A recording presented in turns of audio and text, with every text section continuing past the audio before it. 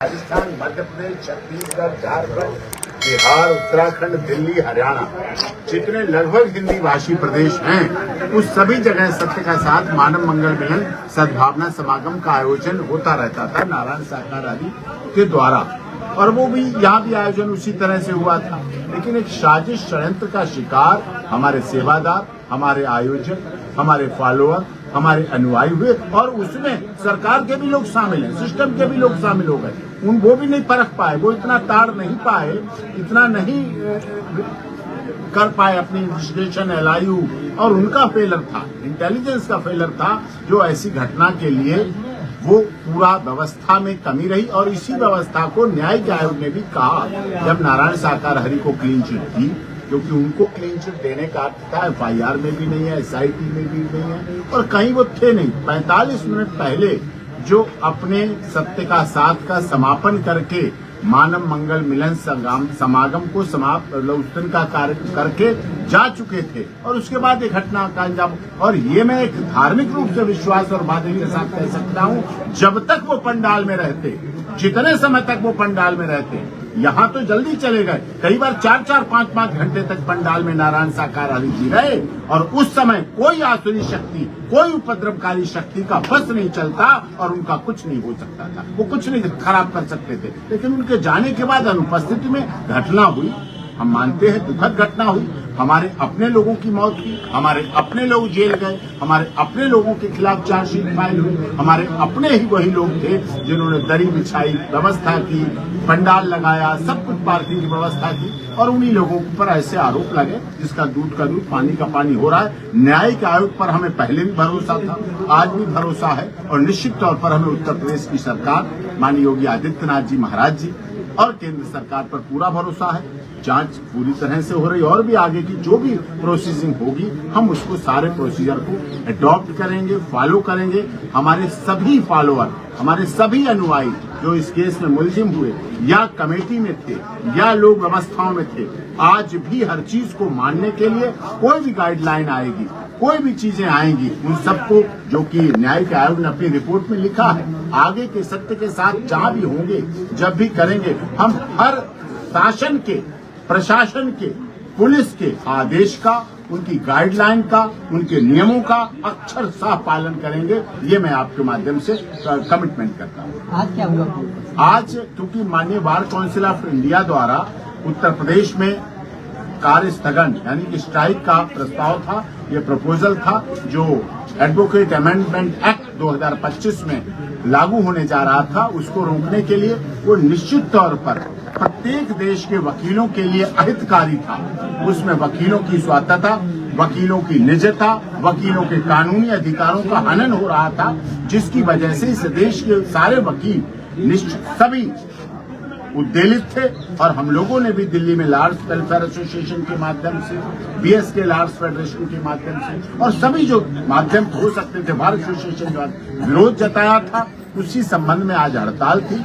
हड़ताल में हम पूरा सहयोग करते हैं, एडवोकेट होने के नाते, अपनी लीगल फैकल्टी के नाते। तो आज कोई कार्य नहीं हुआ, जो एक्यूज है वो पेश हुए, बेल वाले भी सारे पेश हुए, सभी पेश हुए, सब पेश हो गए हैं। अब इसमें अगली डेट जो है 10 मार्च की दी गई है, और मेरा प्रयास होगा कि 10 मार्च को जो हमारी चार्ज पर आर्गूमेंट चल रही है, बहस चल रही है, उस सारे तथ्यों के साथ हम अपना कंक्लूड कर दें। उसके बाद साइटेशन और रूलिंग्स जो केस ला है वो देने को रह जाएंगे, उस पर आगे कर लेंगे, हमारा ये प्रयास। कौन कौन जेल में है इस समय? देव प्रकाश मधुकर जो मुख्य आयोजक बताया गया, जिस पर 3 दिन के अंदर, ये कितना दुखद था उत्तर प्रदेश पुलिस के लिए, 3 दिन के अंदर एफआईआर होने के अंदर एक इंजीनियर जो पढ़ा लिखा व्यक्ति था, जो मात्र 6 महीने से इस कार्य में लगा हुआ था, उसको 1 लाख रुपए का इनाम घोषित कर दिया गया, जिसकी वजह से हाईकोर्ट में परेशानी हो रही है।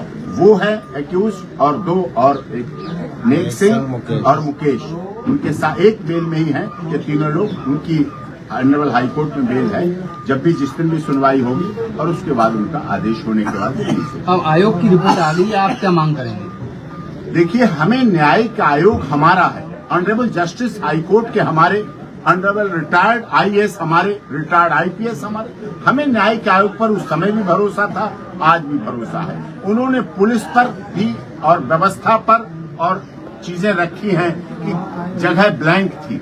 देखिए 80,000 की परमिशन हमारी थी, मैं बड़ा क्लियर कह रहा हूं, और इस बात का सबूत पूरी चार्जशीट में है, दिखा भी चुका हूं। 80,000 से अधिक संख्या हुई, हमारे पास इसका कोई पैरामीटर न था, न है, न हो सकता है। और शासन प्रशासन के पास अगर कोई पैरामीटर था कि 80,000 1 2 3 4 5 6 81 82 83 हजार हुए, तो इसका आंकड़ा हमें ला दें। उन्होंने किससे आका, कौन सी ड्रोन से है, दिखा दे मुझे। हमारे तो 80,000 थे, बस इसी के लगभग थे, खुला मैदान था, हमारी कोई कमी नहीं थी न व्यवस्था में। जब 20 वर्षों से व्यवस्था में कोई कमी नहीं रही, तो 2 जुलाई 24 को व्यवस्था में क्यों कमी हो जाएगी? हमारे वही आयोजक, वही सिस्टम खुले मैदान में होता है, कहीं कोई गेट नहीं, कहीं कोई एंट्री नहीं, कहीं कोई आने जाने की बाध्यता नहीं, कहीं कोई सोफा कालीन नहीं बिछाई जाती है, कहीं एसी वातावरण नहीं, कहीं बिजली का व्यवस्था नहीं, केवल मंच होता है नारायण साकार हरि के लिए, और सारी व्यवस्था बैठने की होती है, और हर तरफ से रास्ता। हमारे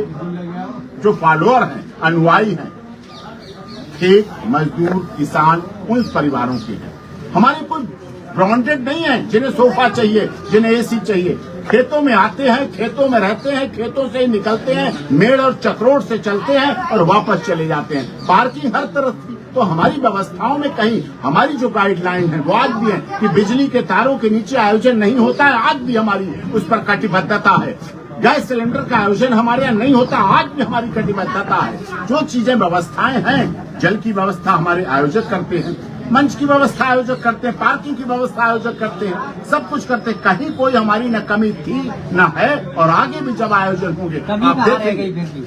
प्रशासन की कमी थी कि इंटेलिजेंस की प्रतिशत थी कि जब वो कह रहे हैं कि संख्या बढ़ जाएगी, हमें नहीं पता बढ़ जाएगी। हमारी तो कभी नहीं बढ़ी, हमारी तो 20 सालों में लगातार प्रथम मंगल का आयोजन हर महीने होता है, एक नहीं है। ये एक दिन का आयोजन नहीं था जैसे अन्य लोगों को होता है, प्रत्येक महीने, चाहे वो राजस्थान में हो, मध्य प्रदेश में हो, हरियाणा में हो, दिल्ली में हो, और दिल्ली में तक बड़े बड़े आयोजन हुए, और लगातार सब कुछ सही। जितने आपको टीवी स्क्रीन पे हमारे नेता दिख रहे हैं, चाहे भारतीय जनता पार्टी हो, चाहे आम आदमी पार्टी हो, चाहे कांग्रेस हो, चाहे बहुजन समाज पार्टी रही हो, चाहे समाजवादी पार्टी हो, सब पार्टियों के नेता हमारे आयोजन में आए, क्योंकि हमारे यहाँ से किसी के लिए नोट और वोट की कभी कोई अपील नहीं की। हम कभी नोट और वोट की मांग कभी नहीं, न नारायण साकार हरि जी करते हैं, न हमारे मंच से कभी बोला जाता है, न हमारे आयोजन में बोला जाता है, न कभी दान पात्र, न चढ़ावा, न चंदा, न सोना, न चांदी कभी न चढ़ाया जाता है। और आपने देख लिया, बड़ी बड़ी जांचें हुई, सबने दावे किए कि मधुकर के उसमें से निकलेगा, ये निकले, क्या निकला?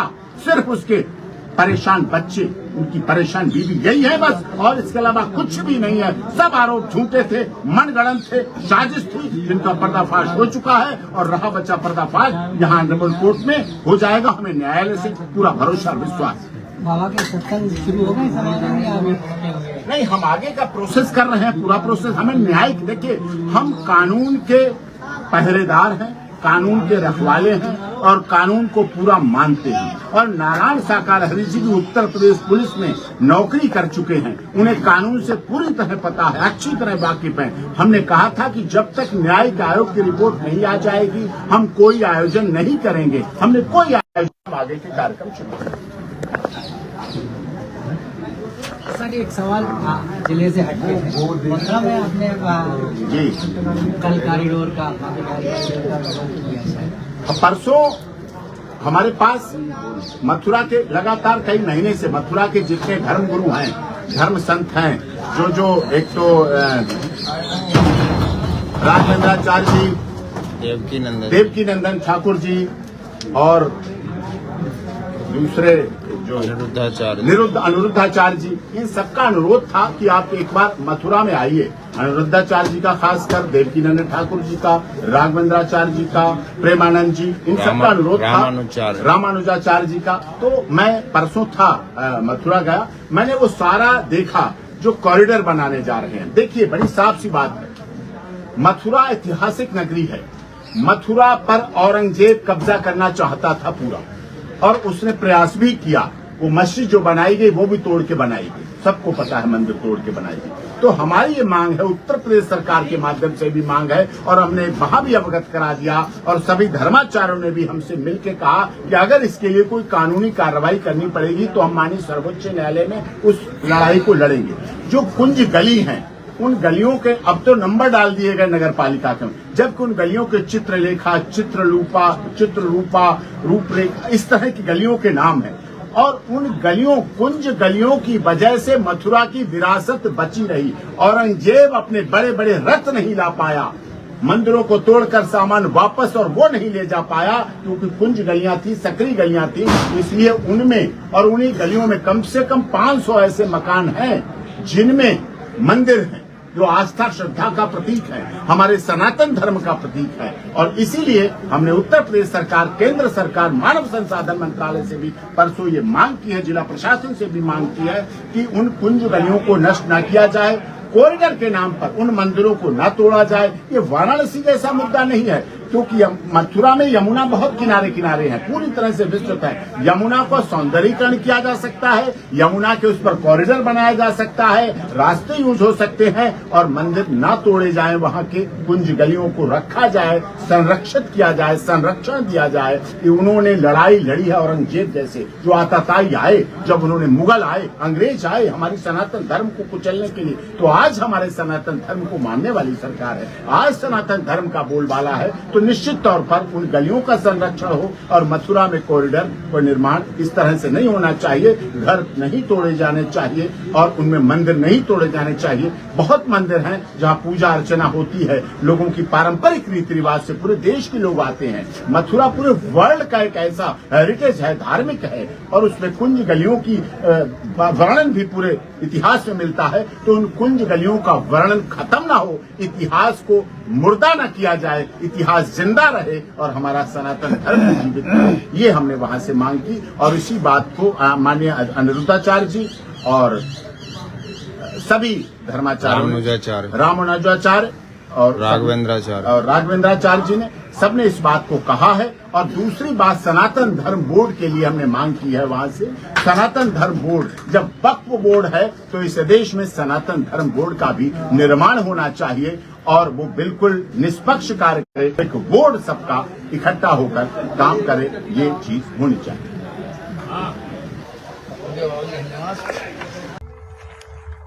भजन बंदगी, कथाओं के आयोजन, भागवत कथा, राम कथा, शिव पुराण कथा, हनुमान जी की कथा, शंकर ब्रह्मा विष्णु राम श्री कृष्ण जी की कथा, देवी दुर्गा काली की कथा, ये चलती रहती है 24 घंटे।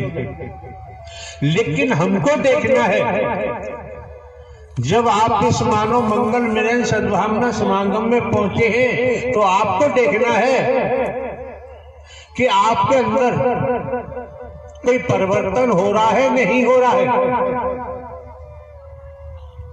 आपका जीवन किस दिशा में जा रहा है और किस दिशा में जाना चाहिए, ये सब कुछ जानकारी और हमारे द्वारा तो भले ही हम हर कार्य चौकीदार बन के काम करते हैं, लेकिन शोधन करने के बाद आपको कोई जानकारी दी जाती है। जब तक हम शोधन नहीं करते तब तक कोई जानकारी नहीं देते। आप लोगों के पास जानकारी की कोई कमी तो है नहीं, सभी जानकार हैं, लेकिन ज्ञान सभी के पास है। संसार की दुनिया भी ज्ञान हर किसी के पास है, पेट भरने का ज्ञान हर किसी के पास है और तमाम ऐसी बातें हैं। लेकिन हमें जो नर नारी का चोला मिला है, इसका उद्देश्य क्या है, ये हमें क्यों मिला है, किस लिए मिला है, इसकी जानकारी आप महापुरुषों को लगातार सद्ज्ञान दिया जा चुका है। उसके बावजूद भी घासीराम की फौज जैसी स्थिति निर्मित करते हैं, तो हमारा कहना तो यही है, जब आप सुनते नहीं, दर्शन के महत्व को नहीं समझते, वाणी के प्रभाव को नहीं समझते, वचन के प्रभाव को नहीं समझते तो भैया किराया भाड़ा खर्च करके यहाँ आने की जरूरत नहीं। राष्ट्र में इतने मिशन संगठनता पंथ हैं, गुरु जी हैं, सदगुरु जी हैं, कहीं जाओ आपकी मर्जी है। मंदिर है, मस्जिद है, गुरुद्वारे है, गिरजाघर है, पूजा घर है, कहीं जाओ आपकी मर्जी। लेकिन अगर फौज में, सेना में भर्ती हो गए हैं तो राष्ट्र के कानून का पालन करना ही पड़ेगा।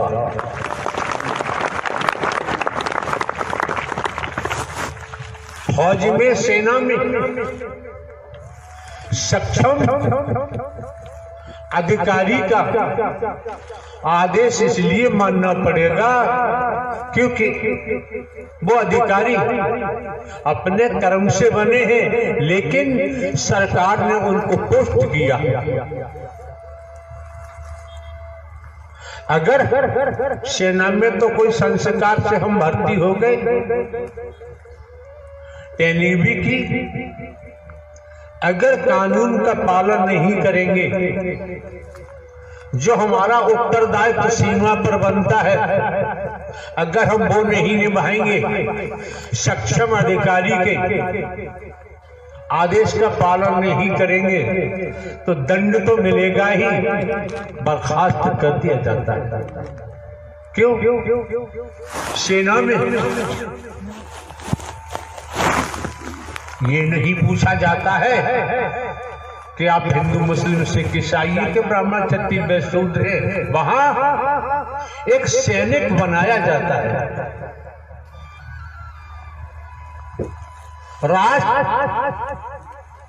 जिसके रोम रोम में है